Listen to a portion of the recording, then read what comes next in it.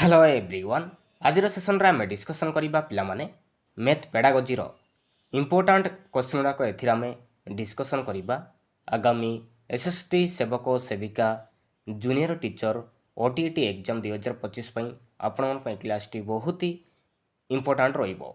तो चलंतु स्टार्ट करबा क्लास।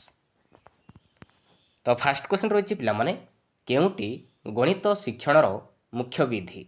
तो चारिटी ऑप्शन देछि पिला माने तो भितरु कोटा गोटे गणित शिक्षण मुख्य विधि बोली प्रश्न पचारि। ऑप्शन ए देछि आगमन विधि ना निगमन विधि ना विश्लेषण विधि ना उपरोक्त समस्त विधि पिला माने राइट आंसर कोडा हबो। राइट आंसर इजिबो ऑप्शन नंबर डी उपरोक्त समस्त विधि पिला माने माने रखिबे आगमन विधि निगमन विधि विश्लेषण विधि गणित शिक्षण मुख्य विधि माने रखिबे ऑप्शन नंबर डी इजिबो राइट आंसर। नेक्स्ट देखिबा नेक्स्ट क्वेश्चन रही केउटी गणितर एक शिक्षण पद्धति नुहे। तो मान भितर पिला माने कोडा गोटे गणितर एक शिक्षण पद्धति नुहे पिला माने कोडा नुहे। ऑप्शन ए देछि क्रीड़ा देछि बी देछि अनुवाद देछि सी देछि विश्लेषण देछि डी देछि संश्लेषण देछि।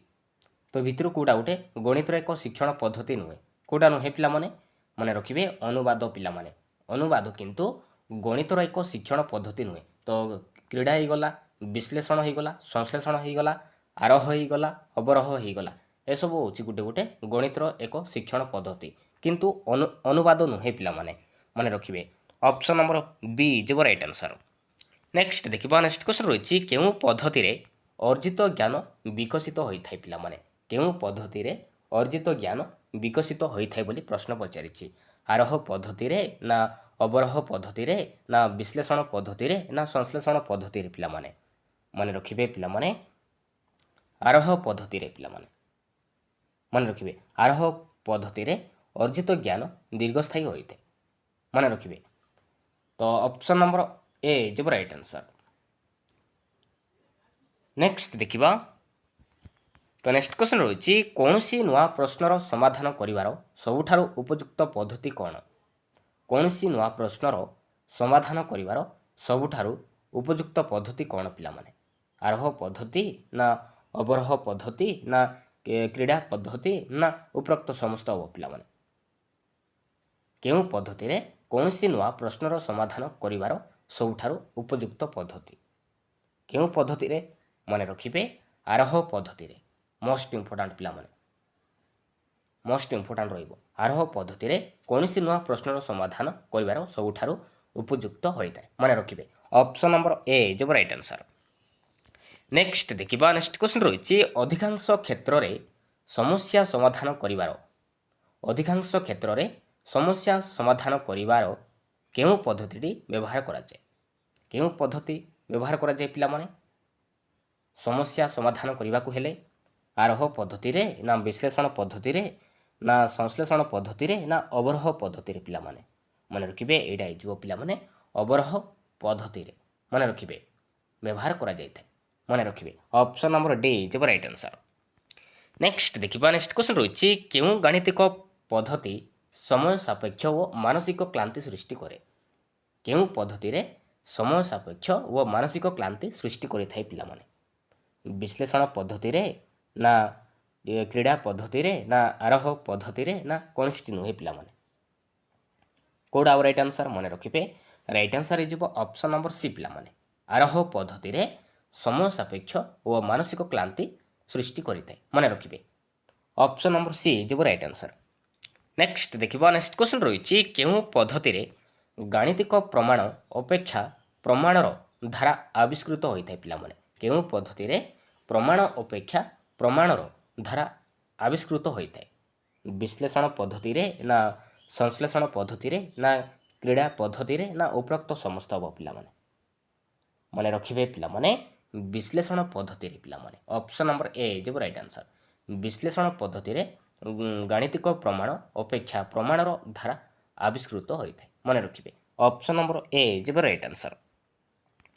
नेक्स्ट देखिबा नेक्स्ट क्वेश्चन रही केउ गाणितिक पद्धति संक्षिप्त सहज और श्रृंखलित पिला माने केउ पद्धति रे संक्षिप्त और सहज श्रृंखलित होइथाय पिला माने केउ पद्धति रे ବିଶ୍ଳେଷଣ ପଦ୍ଧତିରେ ନା ଆରୋହ ପଦ୍ଧତିରେ ନା ସଂଶ୍ଳେଷଣ ପଦ୍ଧତିରେ ନା କ୍ରୀଡ଼ା ପଦ୍ଧତିରେ ପିଲାମାନେ ମନେ ରଖିବେ ପିଲାମାନେ ଏଇଟା ହେଇଯିବ ସଂଶ୍ଳେଷଣ ପଦ୍ଧତିରେ ମନେ ରଖିବେ ସଂଶ୍ଳେଷଣ ପଦ୍ଧତିରେ ସଂକ୍ଷିପ୍ତ ସହଜ ଓ ଶୃଙ୍ଖଳିତ ହୋଇଥାଏ ମନେ ରଖିବେ ତ ଏଇଟା ମଧ୍ୟ ମୋଷ୍ଟ ଇମ୍ପୋର୍ଟାଣ୍ଟ ତ ସବୁଯାକ ଇମ୍ପୋର୍ଟାଣ୍ଟ ରହିବ ପିଲାମାନେ ମନେ ରଖିବେ।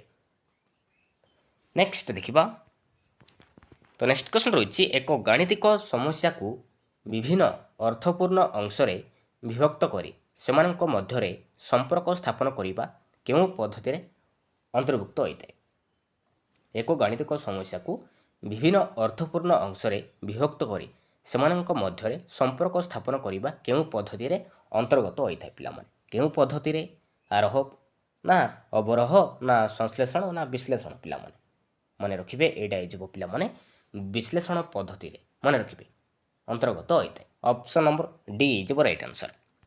ନେକ୍ସଟ ଦେଖିବା ନେକ୍ସଟ କ୍ୱେଶ୍ଚନ୍ ରହିଛି ଉଚ୍ଚ ପ୍ରାଥମିକ ଶ୍ରେଣୀରେ ଜ୍ୟାମିତିକ ପ୍ରମାଣ ଗୁଡ଼ିକ କେଉଁ ପଦ୍ଧତିରେ ଶିକ୍ଷା ଦିଆଯାଏ ପିଲାମାନେ ଉଚ୍ଚ ପ୍ରାଥମିକ ଶ୍ରେଣୀରେ ଜ୍ୟାମିତିକ ପ୍ରମାଣ ଗୁଡ଼ିକ କେଉଁ ପଦ୍ଧତିରେ ଶିକ୍ଷା ଦିଆଯାଇଥାଏ ଆରୋହ ପଦ୍ଧତିରେ ନା ଅବରୋହ ପଦ୍ଧତିରେ ନା ବିଶ୍ଳେଷଣ ପଦ୍ଧତିରେ ନା ସଂଶ୍ଳେଷଣ ପଦ୍ଧତିରେ ପିଲାମାନେ କୋଉଟା ଆମର ଏଇଟା ଆନ୍ସର ମନେ ରଖିବେ ଏଇଟା ହେଇଯିବ ପିଲାମାନେ ଆରୋହ ପଦ୍ଧତିରେ ମନେ ରଖିବେ ଉଚ୍ଚ ପ୍ରାଥମିକ ଶ୍ରେଣୀରେ ଜ୍ୟାମିତିକ ପ୍ରମାଣ ଗୁଡ଼ିକ ଆରୋହ ପଦ୍ଧତିରେ ଶିକ୍ଷା ଦିଆଯାଇଥାଏ ମନେ ରଖିବେ ଅପସନ୍ ନମ୍ବର ଏ ହେଇଯିବ ରାଇଟ୍ ଆନ୍ସର। ନେକ୍ସଟ ଦେଖିବା ନେକ୍ସଟ କ୍ୱେଶ୍ଚନ୍ ରହିଛି କେଉଁଟି ଆରୋହ ପଦ୍ଧତିର ବୈଶିଷ୍ଟ୍ୟ ନୁହେଁ ତ ଚାରିଟି ଅପସନ୍ ଦେଇଛି ପିଲାମାନେ ତ ଏ ଭିତରୁ କେଉଁଟା ଗୋଟେ ଆରୋହ ପଦ୍ଧତିର ବୈଶିଷ୍ଟ୍ୟ ନୁହେଁ ପିଲାମାନେ ଅପସନ୍ ଏରେ ଦେଇଛି ଆବିଷ୍କାର ମନୋବୃତ୍ତିର ବିକାଶ ଦେଇଛି ବିରେ ଦେଇଛି ମୁଖସ୍ଥ କରି ଶିକ୍ଷା ଲାଭ କରିବା ସିରେ ଦେଇଛି ସନ୍ଦେହ ଦୂରୀଭୂତ ହେବା ଡିରେ ଦେଇଛି ଶିକ୍ଷଣ ଦୀର୍ଘସ୍ଥାୟୀ ହେବା ତ ଏ ଭିତରୁ କେଉଁଟା ଗୋଟେ ଆରୋହ ପଦ୍ଧତିର ବୈଶିଷ୍ଟ୍ୟ ନୁହେଁ କେଉଁଟା ନୁହେଁ ପିଲାମାନେ ମନେ ରଖିବେ ମୁଖସ୍ଥ କରି ଶିକ୍ଷା ଲାଭ କରିବା ଏଇଟା କିନ୍ତୁ ଆରୋହ ପଦ୍ଧତିର ବୈଶିଷ୍ଟ୍ୟ ନୁହେଁ ମନେ ରଖିବେ ଅପସନ୍ ନମ୍ବର ବି ଯିବ ରାଇଟ୍ ଆନ୍ସର। ନେକ୍ସଟ ଦେଖିବା ନେକ୍ସଟ କ୍ୱେଶ୍ଚନ୍ ରହିଛି କେଉଁଟି ଅବରୋହ ପଦ୍ଧତି ବୈଶିଷ୍ଟ୍ୟ ଏବେ ପଚାରିଛି ପିଲାମାନେ ଅବରୋହ ପଦ୍ଧତିର ବୈଶିଷ୍ଟ୍ୟ ଏମାନଙ୍କ ଭିତରୁ କେଉଁଟା ଗୋଟେ ଅବରୋହ ପଦ୍ଧତିର ବୈଶିଷ୍ଟ୍ୟ ପିଲାମାନେ ଅପସନ୍ ଏ ଦେଇଛି ସ୍ମୃତି ଶକ୍ତିର ବିକାଶ ସାଧନ ଦେଇଛି ବିରେ ଦେଇଛି ସମସ୍ୟା ସମାଧାନ ସଂକ୍ଷିପ୍ତ ଓ ସହଜ ଦେଇଛି ସିରେ ଦେଇଛି ସମସ୍ୟା ସମାଧାନର ଗତି ଓ ଦକ୍ଷତା ତ୍ୱରାନ୍ୱିତ ହୁଏ ଡିରେ ଦେଇଛି ଉପରୋକ୍ତ ସମସ୍ତ ତ ରାଇଟ୍ ଆନ୍ସର ହେଇଯିବ ପିଲାମାନେ ଅପସନ୍ ନମ୍ବର ଡି ଉପରୋକ୍ତ ସମସ୍ତ ପିଲାମାନେ ତ ସବୁଯାକ ଅବରୋହ ପଦ୍ଧତିର ବୈଶିଷ୍ଟ୍ୟ ମନେ ରଖିବେ। ନେକ୍ସଟ ଦେଖିବା ନେକ୍ସଟ କ୍ୱେଶ୍ଚନ୍ ରହିଛି କେଉଁଟି ଅବରୋହ ପଦ୍ଧତି ତ୍ରୁଟି ଅଟେ ତ ଭିତରୁ ପିଲାମାନେ ଅବରୋହ ପଦ୍ଧତିର ତ୍ରୁଟି କେଉଁଟା ପିଲାମାନେ କେଉଁଟା ଆଉ ରାଇଟ୍ ଆନ୍ସର ଭିତରୁ ଅପସନ୍ ଏ ଦେଇଛି ବୋଧ ଶକ୍ତିର ବିକାଶ ହୁଏ ନାହିଁ ନା ମନରେ ସନ୍ଦେହ ରହିଯାଏ ନା ଶିକ୍ଷାର୍ଥୀ ନିଷ୍କ୍ରିୟ ହୁଏ ନା ଉପରୋକ୍ତ ସମସ୍ତ ହେବ ପିଲାମାନେ ମନେ ରଖିବେ ଉପରୋକ୍ତ ସମସ୍ତ ହେଇଯିବ ରାଇଟ୍ ଆନ୍ସର। ନେକ୍ସଟ ଦେଖିବା ନେକ୍ସଟ କ୍ୱେଶ୍ଚନ୍ ରହିଛି କେଉଁଟି ସଂଶ୍ଳେଷଣ ପଦ୍ଧତିର ଏକ ବୈଶିଷ୍ଟ୍ୟ ତ ଏବେ ପଚାରିଛି ସଂଶ୍ଳେଷଣ ପଦ୍ଧତିର ଏକ ବୈଶିଷ୍ଟ୍ୟ କେଉଁଟା ଏ ଭିତରୁ କେଉଁଟା ହେବ ରାଇଟ୍ ଆନ୍ସର ଅପସନ୍ ଏ ଦେଇଛି ସଂକ୍ଷିପ୍ତ ସହଜ ଦେଇଛି ବିରେ ଦେଇଛି ସ୍ମୃତି ଶକ୍ତିର ତ୍ୱରାନ୍ୱିତ କରେ ନା ସମାଧାନ ପାଇଁ କମ୍ ସମୟ ଆବଶ୍ୟକ ହୁଏ ନା ଉପରୋକ୍ତ ସମସ୍ତ ହେବ କେଉଁଟା ହେବ ରାଇଟ୍ ଆନ୍ସର ଭିତରୁ ରାଇଟ୍ ଆନ୍ସର ହେଇଯିବ ଅପସନ୍ ନମ୍ବର ଡି ଉପରୋକ୍ତ ସମସ୍ତ ହେବ ମନେ ରଖିବେ। ନେକ୍ସଟ ଦେଖିବା ନେକ୍ସଟ କ୍ୱେଶ୍ଚନ୍ ରହିଛି କେଉଁଟି କ୍ରୀଡ଼ା ପଦ୍ଧତିର ବୈଶିଷ୍ଟ୍ୟ ଏବେ ପଚାରିଛି ଏମାନଙ୍କ ଭିତରୁ କେଉଁଟା ଗୋଟେ କ୍ରୀଡ଼ା ପଦ୍ଧତିର ବୈଶିଷ୍ଟ୍ୟ ପିଲାମାନେ ଅପସନ୍ ଏ ଦେଇଛି ପାଠ ପ୍ରତି ଭୟ ଦୂର ହୁଏ ବିରେ ଦେଇଛି ଆନନ୍ଦଦାୟୀ ଦେଇଛି ସିରେ ଦେଇଛି ସୌଭାଗୀ ଶିକ୍ଷଣ ହୁଏ ନା ଉପରୋକ୍ତ ସମସ୍ତ ହେବ ତ ଏଇଟା ମଧ୍ୟ ଉପରୋକ୍ତ ସମସ୍ତ ହେବ ପିଲାମାନେ ତ ସବୁଯାକ କ୍ରୀଡ଼ା ପଦ୍ଧତିର ବୈଶିଷ୍ଟ୍ୟ ଅପସନ୍ ନମ୍ବର ଡି ଯିବ ରାଇଟ୍ ଆନ୍ସର। ନେକ୍ସଟ ଦେଖିବା ନେକ୍ସଟ କ୍ୱେଶ୍ଚନ୍ ରହିଛି କେଉଁଟି କ୍ରୀଡ଼ା ପଦ୍ଧତିର ଏକ ତ୍ରୁଟି ଅଟେ ତ ଚାରିଟି ଅପସନ୍ ଦେଇଛି ତ ଭିତରୁ କେଉଁଟା ଗୋଟେ କ୍ରୀଡ଼ା ପଦ୍ଧତିର ଏକ ତ୍ରୁଟି ଅଟେ ପିଲାମାନେ ଅପସନ୍ ଏ ଦେଇଛି ପାଠ ଯୋଜନା ପ୍ରସ୍ତୁତି କଷ୍ଟକର ବିରେ ଦେଇଛି ସମୟ ସାପେକ୍ଷ ଦେଇଛି ସିରେ ଦେଇଛି ଜଟିଳ ପ୍ରଶ୍ନର ସମାଧାନ ହୋଇପାରେ ନାହିଁ ଡିରେ ଦେଇଛି ଉପରୋକ୍ତ ସମସ୍ତ କେଉଁଟା ରାଇଟ୍ ଆନ୍ସର ରାଇଟ୍ ଆନ୍ସର ହେଇଯିବ ଅପସନ୍ ନମ୍ବର ଡି ଉପରୋକ୍ତ ସମସ୍ତ କ୍ରୀଡ଼ା ପଦ୍ଧତିର ତ୍ରୁଟି ଅଟେ ମନେ ରଖିବେ ଅପସନ୍ ନମ୍ବର ଡି ହେଇଯିବ ରାଇଟ୍ ଆନ୍ସର। ନେକ୍ସଟ ଦେଖିବା ନେକ୍ସଟ କ୍ୱେଶ୍ଚନ୍ ରହିଛି ଭିନ୍ନ ଭିନ୍ନ କ୍ଷେତ୍ରରେ ପରୀକ୍ଷଣ କରି ଏକ ସାଧାରଣ ସତ୍ୟରେ ଉପନୀତ ହେବାକୁ କେଉଁ ପଦ୍ଧତି କୁହାଯାଏ ପିଲାମାନେ ସାଧାରଣ ସତ୍ୟରେ ଉପନୀତ ହେବାକୁ କେଉଁ ପଦ୍ଧତି କୁହାଯାଏ? କେଉଁ ପଦ୍ଧତି? ମନେ ରଖିବେ ଆରୋହ ପଦ୍ଧତି ନା ଆରୋହ ପଦ୍ଧତି ପିଲାମାନେ। ଅପସନ୍ ନମ୍ବର ଏ ଯିବ ରାଇଟ୍ ଆନ୍ସର। ନେକ୍ସଟ ଦେଖିବା ନେକ୍ସଟ କ୍ୱେଶ୍ଚନ୍ ରହିଛି ଉଦ୍ଦେଶ୍ୟ ହାସଲ ନିମିତ୍ତ ଶିକ୍ଷଣ ଅନୁଭୂତି ଗୁଡ଼ିକୁ ଏକ ନିର୍ଦ୍ଦିଷ୍ଟ କ୍ରମରେ ସଜାଇବାକୁ କ'ଣ କୁହାଯାଏ? ଉଦ୍ଦେଶ୍ୟ ହାସଲ ନିମିତ୍ତ ଶିକ୍ଷଣ ଅନୁଭୂତି ଗୁଡ଼ିକୁ ଏକ ନିର୍ଦ୍ଦିଷ୍ଟ କ୍ରମରେ ସଜାଇବାକୁ କ'ଣ କୁହାଯାଏ ପିଲାମାନେ? ପନ୍ଥା କୁହାଯାଏ ନା ଯୋଜନା କୁହାଯାଏ ନା ପଦ୍ଧତି କୁହାଯାଏ ନା କୌଣସିଟି ନୁହେଁ ପିଲାମାନେ? କ'ଣ କୁହାଯାଏ? ମନେ ରଖିବେ ପଦ୍ଧତି କୁହାଯାଏ ପିଲାମାନେ। ଉଦ୍ଦେଶ୍ୟ ହାସଲ ନିମିତ୍ତ ଶିକ୍ଷଣ ଅନୁଭୂତି ଗୁଡ଼ିକୁ ଏକ ନିର୍ଦ୍ଦିଷ୍ଟ କ୍ରମରେ ସଜାଇବାକୁ ତାକୁ ଆମେ କହିବା ପଦ୍ଧତି ବୋଲି କହିବା। ମନେ ରଖିବେ। ନେକ୍ସଟ ଦେଖିବା ନେକ୍ସଟ କ୍ୱେଶ୍ଚନ୍ ରହିଛି କେଉଁ ପଦ୍ଧତି ସାଧାରଣ ସତ୍ୟରୁ ନିର୍ଦ୍ଦିଷ୍ଟ ସତ୍ୟ ଆଡ଼କୁ ଗତି କରିଥାଏ ପିଲାମାନେ? କେଉଁ ପଦ୍ଧତି ସାଧାରଣ ସତ୍ୟରୁ ନିର୍ଦ୍ଦିଷ୍ଟ ସତ୍ୟ ଆଡ଼କୁ ଗତି କରିଥାଏ? ମନେ ରଖିବେ ଏଇଟା ହେଇଯିବ ପିଲାମାନେ ଅବରୋହ ପଦ୍ଧତିରେ। ମନେ ରଖିବେ ଅବରୋହ ପଦ୍ଧତିରେ ସାଧାରଣ ସତ୍ୟରୁ ନିର୍ଦ୍ଦିଷ୍ଟ ସତ୍ୟ ଆଡ଼କୁ ଗତି କରିଥାଏ। ମନେ ରଖିବେ ପିଲାମାନେ ଆଉ ସାଧାରଣ ସତ୍ୟରୁ ନିର୍ଦ୍ଦିଷ୍ଟ ସତ୍ୟ ଆଡ଼କୁ ଗତି କରିଥାଏ ଆରୋହ ପଦ୍ଧତି। ମନେ ରଖିବେ। ନେକ୍ସଟ ଦେଖିବା କେଉଁ ପଦ୍ଧତି ମୁହୂର୍ତ୍ତରୁ ଅମୃତ ଆଡ଼କୁ ଅଗ୍ରସର ହୋଇଥାଏ? କେଉଁ ପଦ୍ଧତି ମୁହୂର୍ତ୍ତରୁ ଅମୃତ ଆଡ଼କୁ ଅଗ୍ରସର ହୋଇଥାଏ ପିଲାମାନେ? ଆରୋହ ପଦ୍ଧତିରେ ନା ଅବରୋହ ପଦ୍ଧତିରେ ନା ବିଶ୍ଳେଷଣ ନା ସଂଶ୍ଳେଷଣ ପିଲାମାନେ? ମନେ ରଖିବେ ପିଲାମାନେ ଏଇଟା ହେଇଯିବ ଆରୋହ ପଦ୍ଧତିରେ। ଆରୋହ ପଦ୍ଧତିରେ ମୁହୂର୍ତ୍ତରୁ ଅମୃତ ଆଡ଼କୁ ଅଗ୍ରସର ହୋଇଥାଏ। ମନେ ରଖିବେ। ନେକ୍ସଟ ଦେଖିବା ନେକ୍ସଟ କ୍ୱେଶ୍ଚନ୍ ରହିଛି ପିଲାମାନଙ୍କର ଖେଳ ସାମଗ୍ରୀ ଓ ଖେଳ ମାଧ୍ୟମରେ ଗଣିତ ଶିକ୍ଷଣ କେଉଁ ପଦ୍ଧତି ଅନ୍ତର୍ଗତ? ପିଲାମାନଙ୍କର ଖେଳ ସାମଗ୍ରୀ ଓ ଖେଳ ମାଧ୍ୟମରେ ଗଣିତ ଶିକ୍ଷଣ କେଉଁ ପଦ୍ଧତି ଅନ୍ତର୍ଗତ ପିଲାମାନେ? ଆରୋହ ନା ବିଶ୍ଳେଷଣ ନା ଅବରୋହ ନା କ୍ରୀଡ଼ା ପିଲାମାନେ? କେଉଁଟା ହେବ ରାଇଟ୍ ଆନ୍ସର? ରାଇଟ୍ ଆନ୍ସର ହେଇଯିବ ପିଲାମାନେ ଏଇଟା ହେଇଯିବ କ୍ରୀଡ଼ା ପଦ୍ଧତି। ମନେ ରଖିବେ କ୍ରୀଡ଼ା ପଦ୍ଧତି ଅନ୍ତର୍ଗତ। ଅପସନ୍ ନମ୍ବର ଡି ଯିବ ରାଇଟ୍ ଆନ୍ସର। ନେକ୍ସଟ ଦେଖିବା ନେକ୍ସଟ କ୍ୱେଶ୍ଚନ୍ ରହିଛି ସୂତ୍ର ପ୍ରୟୋଗ କରି ସମସ୍ୟା ସମାଧାନ କରିବା ପଦ୍ଧତିକୁ କ'ଣ କୁହାଯାଏ? ସୂତ୍ର ପ୍ରୟୋଗ କରି ସମସ୍ୟା ସମାଧାନ କରିବା ପଦ୍ଧତିକୁ କ'ଣ କୁହାଯାଏ? କ'ଣ କୁହାଯାଏ ପିଲାମାନେ? ମନେ ରଖିବେ ଏଇଟା ହେଇଯିବ ଅବରୋହ ପଦ୍ଧତି କୁହାଯାଏ। ମନେ ରଖିବେ ଅପସନ୍ ନମ୍ବର ବି ହେଇଯିବ ରାଇଟ୍ ଆନ୍ସର। ନେକ୍ସଟ ଦେଖିବା ନେକ୍ସଟ କ୍ୱେଶ୍ଚନ୍ ରହିଛି ଷଷ୍ଠ ଓ ସପ୍ତମ ଶ୍ରେଣୀରେ ଥିବା ଜ୍ୟାମିତିକ ପ୍ରମାଣ କେଉଁ ପଦ୍ଧତିରେ କରାଯାଏ? ଷଷ୍ଠ ଓ ସପ୍ତମ ଶ୍ରେଣୀରେ ଥିବା ଜ୍ୟାମିତିକ ପ୍ରମାଣ କେଉଁ ପଦ୍ଧତିରେ କରାଯାଏ? କ୍ରୀଡ଼ା ପଦ୍ଧତିରେ ନା ଆରୋହ ପଦ୍ଧତିରେ ନା ବିଶ୍ଳେଷଣ ନା ଉପରୋକ୍ତ ସମସ୍ତ ହେବ ପିଲାମାନେ? କେଉଁଟା ହେବ ରାଇଟ୍ ଆନ୍ସର?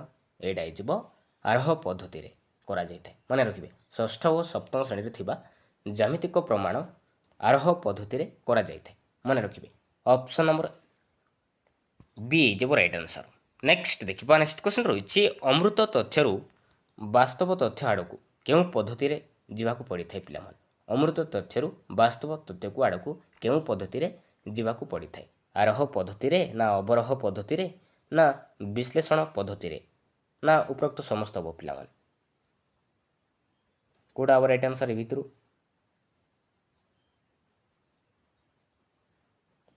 ରାଇଟ୍ ଆନ୍ସର କେଉଁଟା ହେବ ପିଲାମାନେ? ଏଇଟା ହେଇଯିବ ପିଲାମାନେ ଅବରୋହ ପଦ୍ଧତି। ମନେ ରଖିବେ ଅବରୋହ ପଦ୍ଧତିରେ ଯିବାକୁ ପଡ଼ିଥାଏ। ଅପସନ୍ ନମ୍ବର ବି ଯିବ ରାଇଟ୍ ଆନ୍ସର। ନେକ୍ସଟ ଦେଖିବା ନେକ୍ସଟ କ୍ୱେଶ୍ଚନ୍ ରହିଛି ପାଞ୍ଚ ସୋପାନ ବିଶିଷ୍ଟ ପାଠ ଯୋଜନାର ପ୍ରବର୍ତ୍ତକ କିଏ? କିଏ ପିଲାମାନେ? ପାଞ୍ଚ ସୋପାନ ବିଶିଷ୍ଟ ପାଠ ଯୋଜନାର ପ୍ରବର୍ତ୍ତକ କିଏ? ମରିସନ୍ ନା ବ୍ଲୁମ୍ ନା ହର୍ବର୍ଟ ନା ରାଷ୍ଟ୍ରୀୟ ମାଧ୍ୟମିକ ଶିକ୍ଷା ଅଭିଯାନ ପିଲାମାନେ? ମନେ ରଖିବେ ମୋଷ୍ଟ ଇମ୍ପୋର୍ଟାଣ୍ଟ ଏଇଟା ହେଇଯିବ ହର୍ବର୍ଟ ପିଲାମାନେ। ମନେ ରଖିବେ ପାଞ୍ଚ ସୋପାନ ବିଶିଷ୍ଟ ପାଠ ଯୋଜନାର ପ୍ରବର୍ତ୍ତକ ହେଉଛନ୍ତି ହର୍ବର୍ଟ। ମନେ ରଖିବେ ଅପସନ୍ ନମ୍ବର ସି ଯିବ ରାଇଟ୍ ଆନ୍ସର। ନେକ୍ସଟ ଦେଖିବା ନେକ୍ସଟ କ୍ୱେଶ୍ଚନ୍ ରହିଛି ସୂତ୍ର ନିର୍ଣ୍ଣୟ କରିବା ନିମନ୍ତେ କେଉଁ ପଦ୍ଧତି ଅଧିକ ଉପଯୋଗୀ ହୋଇଥାଏ ପିଲାମାନେ? ସୂତ୍ର ନିର୍ଣ୍ଣୟ କରିବା ନିମନ୍ତେ କେଉଁ ପଦ୍ଧତି ଅଧିକ ଉପଯୋଗୀ ହୋଇଥାଏ? ସଂଶ୍ଳେଷଣ ପଦ୍ଧତିରେ ନା ବିଶ୍ଳେଷଣ ପଦ୍ଧତିରେ ନା ଅବରୋହ ପଦ୍ଧତିରେ ନା ଆରୋହ ପଦ୍ଧତି ପିଲାମାନେ? ଏଇଟା ହେଇଯିବ ଆରୋହ ପଦ୍ଧତି। ମନେ ରଖିବେ ଅପସନ୍ ନମ୍ବର ଡି ଯିବ ରାଇଟ୍ ଆନ୍ସର। ନେକ୍ସଟ ଦେଖିବା ନେକ୍ସଟ କ୍ୱେଶ୍ଚନ୍ ରହିଛି କେଉଁ ଶିକ୍ଷଣ ପଦ୍ଧତିଟି ଶିକ୍ଷକ କୈନ୍ଦ୍ରିକ ଅଟେ? କେଉଁ ଶିକ୍ଷଣ ପଦ୍ଧତି ଶିକ୍ଷକ କୈନ୍ଦ୍ରିକ ଅଟେ ପିଲାମାନେ? ଆରୋହ ନା विश्लेषण ना अवरोह ना कौनसी नुहे पिलामाने मन रखिए तो एम भितर कौनसी नुहे तो option number D is right answer. Next देखिए नेक्स्ट क्वेश्चन रही केउटी गणित शिक्षण एक पद्धति नुहे तो चार ऑप्शन देती तो भितर कौटा गोटे गणित शिक्षण एक पद्धति नुहे पिलामाने प्रकल्प देती विश्लेषण देती पर्यवेक्षण देती क्रीड़ा देती कौटा नुहे पिलामाने पर्यवेक्षण नुहे मन रखिए पर्यवेक्षण नुहे पिलामाने तो प्रकल्प हो गला विश्लेषण हो गला क्रीड़ा हो गला संश्लेषण हो गला आरोह हो गला अवरोह हो गला एसबू हूँ गोटे गोटे गणित शिक्षण एक पद्धति अटे किंतु पर्यवेक्षण नुहे पिलामाने option number C is right answer. Next देखिबा नेक्स्ट क्वेश्चन रही गणित शिक्षण केउं पद्धति संक्षिप्त सहज और श्रृंखलित पिलामाने गणित शिक्षण केउं पद्धति रे संक्षिप्त सहज श्रृंखलित आरोह पद्धति ना एटा कम कहबा संश्लेषण पद्धति ना क्रीड़ा पद्धति ना उपरोक्त समस्त पिलामाने एटा इज पिलामाने संश्लेषण पद्धति मन रखिए option number B is right answer. Next देखिबा नेक्स्ट क्वेश्चन रही केउंटी क्रीड़ा पद्धतिर एक वैशिष्ट्य पिलामाने तो भितर कूड़ा गोटे क्रीड़ा पद्धतिर एक वैशिष्ट्य कौड़ा पिलामाने पाठ प्रति भय दूर हुए तो यहाँ हूँ क्रीड़ा पद्धतिर एक वैशिष्ट्य आनंददायी तो यहाँ गोटे क्रीड़ा पद्धतिर एक वैशिष्ट्य सौभागी शिक्षण यहाँ गोटे क्रीड़ा पद्धतिर एक वैशिष्ट्य तो उपरोक्त समस्त हो राइट आंसर मन रखिए।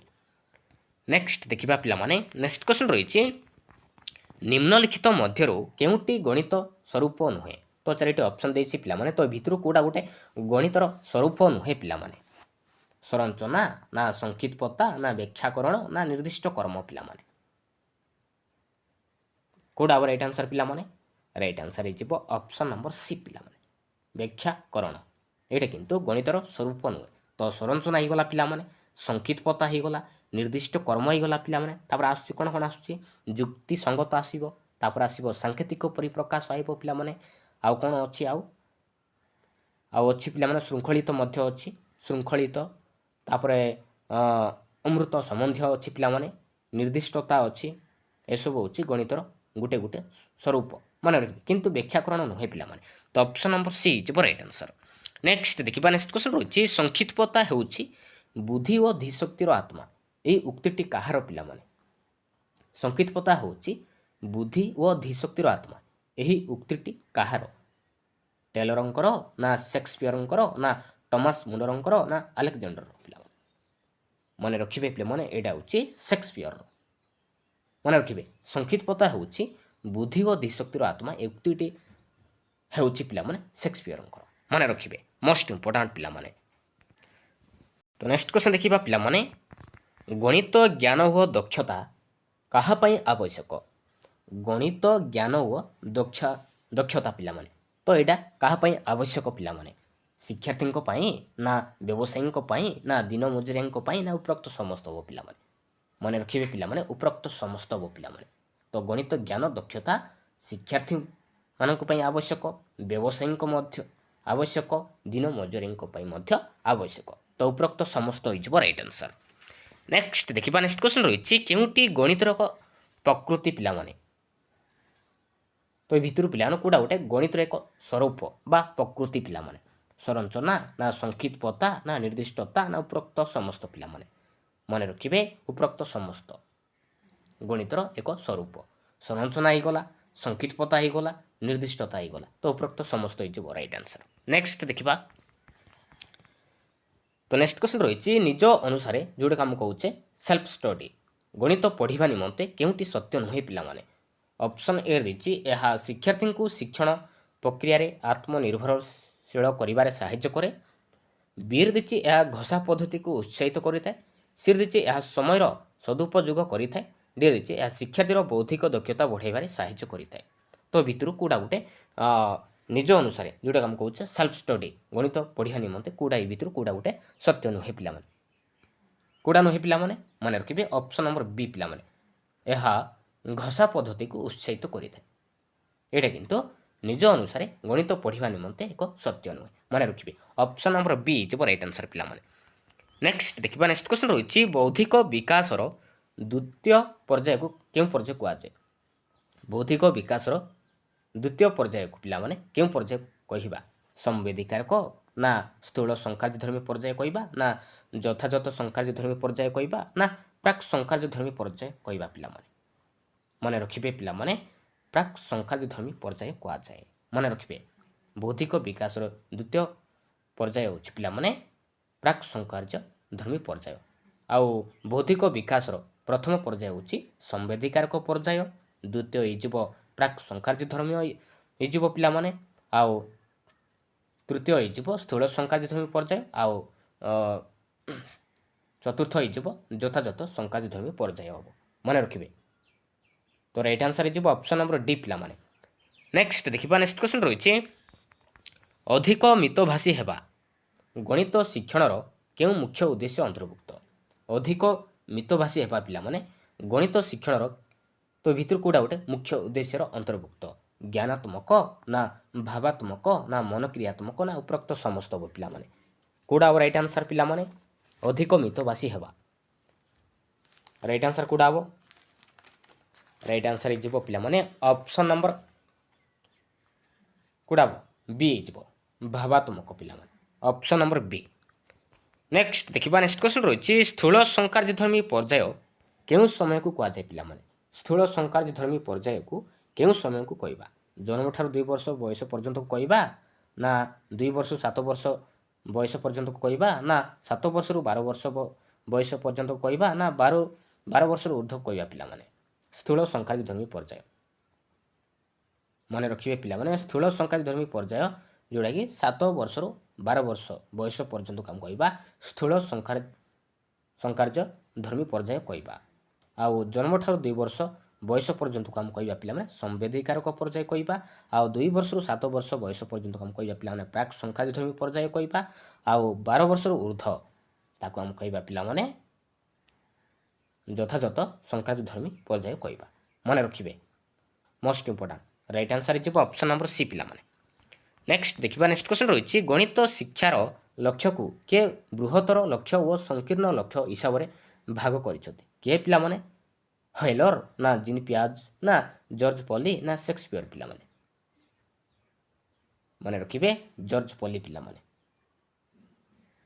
ମନେ ରଖିବେ ଗଣିତ ଶିକ୍ଷାର ଲକ୍ଷ୍ୟକୁ ବୃହତ୍ତର ଲକ୍ଷ୍ୟ ଓ ସଂକୀର୍ଣ୍ଣ ଲକ୍ଷ୍ୟ ହିସାବରେ ଭାଗ କରିଛନ୍ତି ଜର୍ଜ ପଲି ମନେ ରଖିବେ ଅପସନ୍ ନମ୍ବର ସି ଯିବ ରାଇଟ୍ ଆନ୍ସର ନେକ୍ସଟ ଦେଖିବା ନେକ୍ସଟ କ୍ୱେଶ୍ଚନ୍ ରହିଛି ଦୁଇଟି ଭଗ୍ନ ସଂଖ୍ୟାର ଗୁଣଫଳର ସତ୍ୟତାକୁ ପରୀକ୍ଷା କରିବା କେଉଁ ଶିକ୍ଷଣ ଉଦ୍ଦେଶ୍ୟ ଅନ୍ତର୍ଗତ ଦୁଇଟି ଭଗ୍ନ ସଂଖ୍ୟାର ଗୁଣଫଳର ସତ୍ୟତାକୁ ପରୀକ୍ଷା କରିବା ପାଇଁ କେଉଁ ଶିକ୍ଷଣ ଉଦ୍ଦେଶ୍ୟ ଅନ୍ତର୍ଗତ ଜ୍ଞାନ ନା ବୋଧ ନା ପ୍ରୟୋଗ ନା ଦକ୍ଷତା ପିଲାମାନେ ମନେ ରଖିବେ ଏଇଟା ହେଇଯିବ ପ୍ରୟୋଗ ପିଲାମାନେ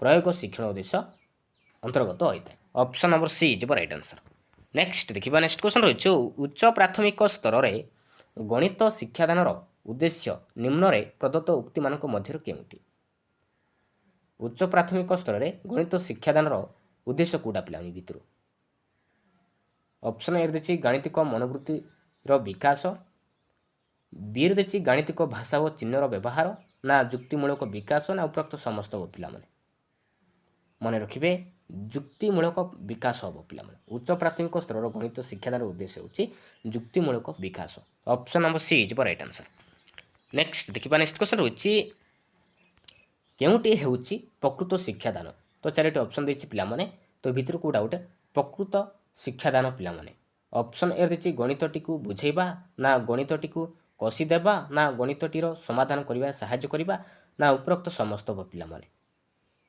ପ୍ରକୃତ ଶିକ୍ଷାଦାନ କେଉଁଟା ପିଲାମାନେ ଭିତରୁ ଗଣିତର ମନେ ରଖିବେ ଅପସନ୍ ନମ୍ବର ସି ଗଣିତଟି ସମାଧାନ କରିବାରେ ସାହାଯ୍ୟ କରିବା ଏଇଟା ହେଉଛି ପ୍ରକୃତ ଶିକ୍ଷାଦାନ ଅପସନ୍ ନମ୍ବର ସି ଯିବ ରାଇଟ୍ ଆନ୍ସର ନେକ୍ସଟ ଦେଖିବା ନେକ୍ସଟ କ୍ୱେଶ୍ଚନ୍ ରହିଛି କେଉଁ ଦକ୍ଷତାଟି ଗାଣିତିକ ଶିକ୍ଷଣ ଉଦ୍ଦେଶ୍ୟର ଅନ୍ତର୍ଗତ ନୁହେଁ ତ ଭିତରୁ ପିଲାମାନେ କେଉଁଟା ଗୋଟେ ନା ଗାଣିତିକ ଶିକ୍ଷଣ ଉଦ୍ଦେଶ୍ୟର ଅନ୍ତର୍ଗତ ନୁହେଁ ପିଲାମାନେ ଅପସନ୍ ଏ ଦେଇଛି ଗାଣିତିକ ସଂକେତକୁ ଭାଷାରେ ପ୍ରକାଶ କରିବା ନା ଗାଣିତିକ ତଥ୍ୟ ସମ୍ବନ୍ଧୀୟ ଜ୍ଞାନ ଆହରଣ କରିବା ନା ଗଣିତରେ ଦୁର୍ବଳ ପିଲାଙ୍କୁ ଚିହ୍ନଟ କରିବା ନା ଯୁକ୍ତ ଭାବେ ଚିନ୍ତା କରିବା ପିଲାମାନେ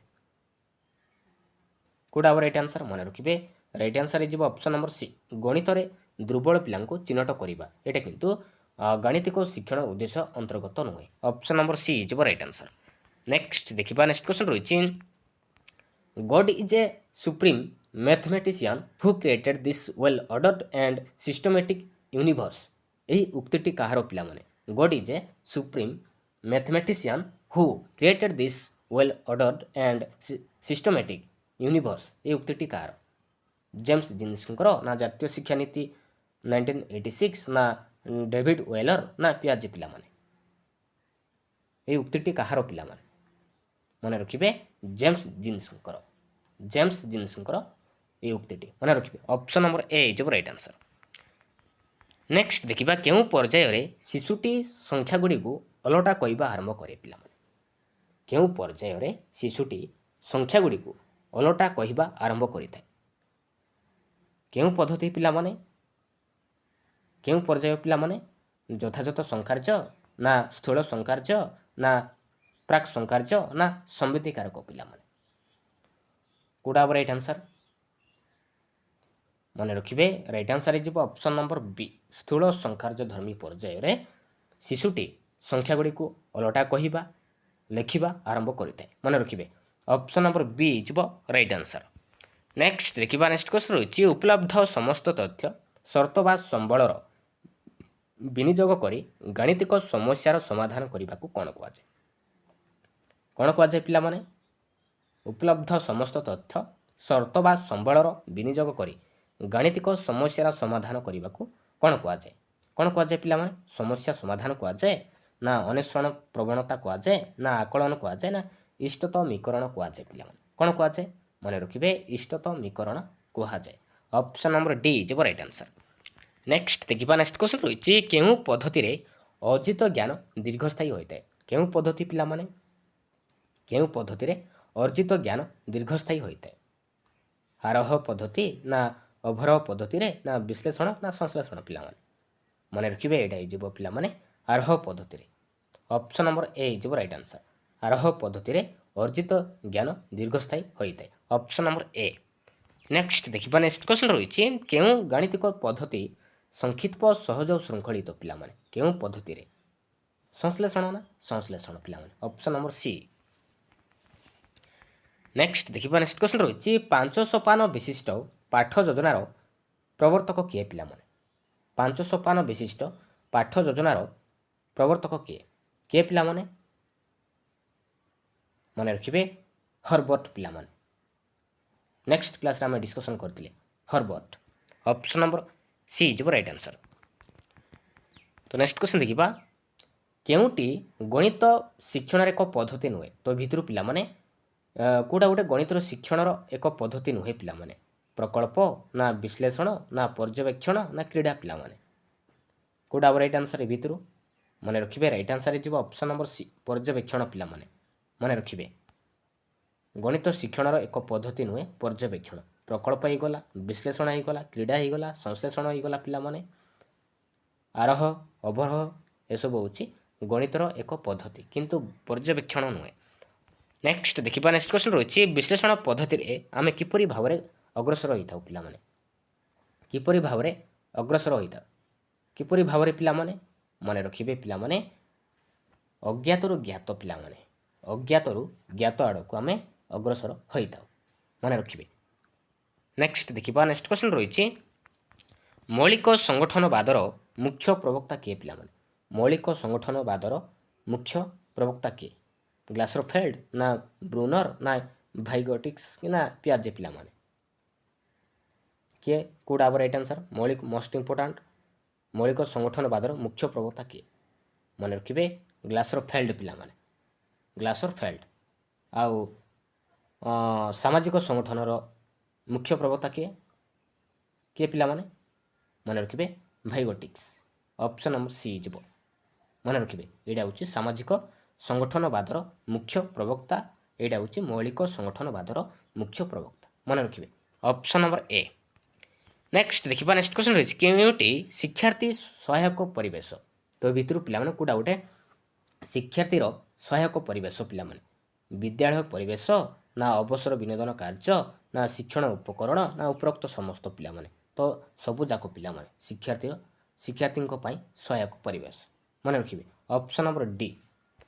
ନେକ୍ସଟ ଦେଖିବା ନେକ୍ସଟ କ୍ୱେଶ୍ଚନ୍ ରହିଛି ଶିକ୍ଷାର୍ଥୀ କୈନ୍ଦ୍ରିକ ପନ୍ଥାରେ କେନ୍ଦ୍ରବିନ୍ଦୁ କିଏ ପିଲାମାନେ? ଶିକ୍ଷାର୍ଥୀ କୈନ୍ଦ୍ରିକ ପନ୍ଥାର କେନ୍ଦ୍ରବିନ୍ଦୁ କିଏ? କିଏ ପିଲାମାନେ? ଶିକ୍ଷକ ନା ପିତାମାତା ନା ଶିକ୍ଷାର୍ଥୀ ନା ଶିକ୍ଷଣ ଉପକରଣ ପିଲାମାନେ? ମନେ ରଖିବେ ଶିକ୍ଷାର୍ଥୀ କୈନ୍ଦ୍ରିକ ପନ୍ଥାର କେନ୍ଦ୍ରବିନ୍ଦୁ ହେଉଛି ପିଲାମାନେ ଶିକ୍ଷାର୍ଥୀ। ମନେ ରଖିବେ ଅପସନ୍ ନମ୍ବର ସି। ନେକ୍ସଟ ଦେଖିବା ନେକ୍ସଟ କ୍ୱେଶ୍ଚନ୍ ରହିଛି କେଉଁଟି ଏକ ଉତ୍ତମ ଶିକ୍ଷଣ କାର୍ଯ୍ୟର ଲକ୍ଷଣ ଅଟେ? ତ ଭିତରୁ ପିଲାମାନେ କୋଉଟା ଗୋଟେ ଉତ୍ତମ ଶିକ୍ଷଣ କାର୍ଯ୍ୟର ଲକ୍ଷଣ ଅଟେ ପିଲାମାନେ? ଆହ୍ୱାନମୂଳକ ନା ଆନନ୍ଦଦାୟୀ ନା ସ୍ୱତଃସ୍ଫୂର୍ତ୍ତ ଅଂଶଗ୍ରହଣ ନା ଉପରୋକ୍ତ ସମସ୍ତ? ରାଇଟ୍ ଆନ୍ସର ହେଇଯିବ ଅପସନ୍ ନମ୍ବର ଡି ଉପରୋକ୍ତ ସମସ୍ତ ପିଲାମାନେ। ଶିକ୍ଷଣ କାର୍ଯ୍ୟର ଲକ୍ଷଣ ଅଟେ ଆହ୍ୱାନମୂଳକ ଆନନ୍ଦଦାୟୀ ସ୍ୱତଃସ୍ଫୂର୍ତ୍ତ ଅଂଶଗ୍ରହଣ। ତ ଉପରୋକ୍ତ ସମସ୍ତ ହେଇଯିବ ରାଇଟ୍ ଆନ୍ସର। ନେକ୍ସଟ ଦେଖିବା ନେକ୍ସଟ କ୍ୱେଶ୍ଚନ୍ ରହିଛି ଶିକ୍ଷାର୍ଥୀ କାର୍ଯ୍ୟର ମୂଲ୍ୟାୟନ କିଏ କରିବା ଉଚିତ? କିଏ କରିବା ଉଚିତ ପିଲାମାନେ? ଶିକ୍ଷାର୍ଥୀ କାର୍ଯ୍ୟର ମୂଲ୍ୟାୟନ କିଏ କରିବା ଉଚିତ? ଶିକ୍ଷାର୍ଥୀ ନିଜେ ନା ସାଙ୍ଗସାଥୀ ନା ଶିକ୍ଷକ ନା ଉପରୋକ୍ତ ସମସ୍ତ? ମନେ ରଖିବେ ସମସ୍ତ ପିଲାମାନେ। ଶିକ୍ଷାର୍ଥୀ ନିଜେ ମଧ୍ୟ କରିବେ, ସାଙ୍ଗସାଥି ମଧ୍ୟ କରିବେ, ଶିକ୍ଷକ ମଧ୍ୟ କରିବେ। ତ ଉପରୋକ୍ତ ସମସ୍ତ ହେଇଯିବ ରାଇଟ୍ ଆନ୍ସର। ନେକ୍ସଟ ଦେଖିବା ନେକ୍ସଟ କ୍ୱେଶ୍ଚନ୍ ରହୁଛି କୌଣସି ପାଠ୍ୟକ୍ରମରେ ନାମ ଲେଖାଇବା ପାଇଁ କେଉଁ ମୂଲ୍ୟାୟନ କରାଯାଇଥାଏ? କୌଣସି ପାଠ୍ୟକ୍ରମରେ ନାମ ଲେଖାଇବା ପାଇଁ କେଉଁ ମୂଲ୍ୟାୟନ କରାଯାଏ? କେଉଁ ମୂଲ୍ୟାୟନ କରାଯାଏ ପିଲାମାନେ? ସମାପ୍ତି ସୂଚକ ନା ଗଠନମୂଳକ ନା ବ୍ୟବସ୍ଥାନ ନା ନିଦାନାତ୍ମକ ପିଲାମାନେ? ମନେ ରଖିବେ ବ୍ୟବସ୍ଥାନ ପିଲାମାନେ। ବ୍ୟବସ୍ଥାନ ମୂଲ୍ୟାୟନ କରାଯାଏ ଅପସନ୍ ନମ୍ବର ସି। ନେକ୍ସଟ ଦେଖିବା ନେକ୍ସଟ କ୍ୱେଶ୍ଚନ୍ ରହିଛି ଶିକ୍ଷାବର୍ଷ ଆରମ୍ଭରେ, ଶିକ୍ଷାବର୍ଷ ମଧ୍ୟରେ ଓ ଶିକ୍ଷାବର୍ଷ ଶେଷରେ ଯଥାକ୍ରମେ କେଉଁ କେଉଁ ମୂଲ୍ୟାୟନ କରାଯାଏ? କେଉଁ କେଉଁ ମୂଲ୍ୟାୟନ କରାଯାଏ ପିଲାମାନେ? କୋଉଟା ହେବ ରାଇଟ୍ ଆନ୍ସର ଏ ଭିତରୁ ପିଲାମାନେ? ମନେ ରଖିବେ ରାଇଟ୍ ଆନ୍ସର ହେଇଯିବ ପିଲାମାନେ ଅପସନ୍ ନମ୍ବର ବି। ବ୍ୟବସ୍ଥାନ ଶିକ୍ଷାବର୍ଷ ଆରମ୍ଭରେ, ଶିକ୍ଷାବର୍ଷ ମଧ୍ୟରେ ଗଠନମୂଳକ ଆଉ ଶିକ୍ଷାବର୍ଷ ଶେଷରେ ସମାପ୍ତି ସୂଚକ, ଏ ତିନୋଟି ମୂଲ୍ୟାୟନ କରାଯାଏ ଅପସନ୍ ନମ୍ବର ବି। ନେକ୍ସଟ ଦେଖିବା ନେକ୍ସଟ କ୍ୱେଶ୍ଚନ୍ ରହିଛି 18ଟି ଚକୋଲେଟ୍ 2 ଜଣ ପିଲାଙ୍କ ମଧ୍ୟରେ ବାଣ୍ଟିଲେ ପ୍ରତ୍ୟେକ କେତୋଟି ଚକୋଲେଟ୍ ପାଇବେ? ତ ଏଇଟା ଗୋଟେ କି ପ୍ରକାର ପ୍ରଶ୍ନ ପିଲାମାନେ? ଦୀର୍ଘ ଉତ୍ତରମୂଳକ ପ୍ରଶ୍ନ ନା ସୀମିତ ଉତ୍ତରମୂଳକ ପ୍ରଶ୍ନ ନା ମୁକ୍ତ ଉତ୍ତରମୂଳକ ପ୍ରଶ୍ନ ନା ବସ୍ତୁନିଷ୍ଠ ପ୍ରଶ୍ନ ପିଲାମାନେ? ମନେ ରଖିବେ ଏଇଟା ହେଇଯିବ ମୁକ୍ତ ଉତ୍ତରମୂଳକ ପ୍ରଶ୍ନ ପିଲାମାନେ। ତ ମୁକ୍ତ ଉତ୍ତରମୂଳକ ପ୍ରଶ୍ନ କାହା କୁହାଯାଏ? ଯେଉଁ ପ୍ରଶ୍ନରେ କି ଅନେକ ଉତ୍ତର ଆସୁଥିବ ତାକୁ କ'ଣ କହିବା? ମୁକ୍ତ ଉତ୍ତରମୂଳକ ପ୍ରଶ୍ନ ବୋଲି କୁହାଯାଏ। ମନେ ରଖିବେ ଅପସନ୍ ନମ୍ବର ସି। ନେକ୍ସଟ ଦେଖିବା ଏଇଟା ହେଉଛି ଲାଷ୍ଟ କ୍ୱେଶ୍ଚନ୍ ପିଲାମାନେ ତ୍ରିଭୁଜର ତିନି କୋଣର ପରିମାଣ ସମଷ୍ଟି ଡ୍ୟାସ୍ ଅଟେ? ତ ଏଇଟା ଗୋଟେ କି ପ୍ରକାରର ପ୍ରଶ୍ନ? ତ ଏଇଟା ହେଉଛି ଲାଷ୍ଟ କ୍ୱେଶ୍ଚନ୍ ପିଲାମାନେ। ଏହାର ଆନ୍ସର କମେଣ୍ଟରେ ନିହାତି ଜଣାଇବେ। ଥ୍ୟାଙ୍କ ୟୁ ପିଲାମାନେ।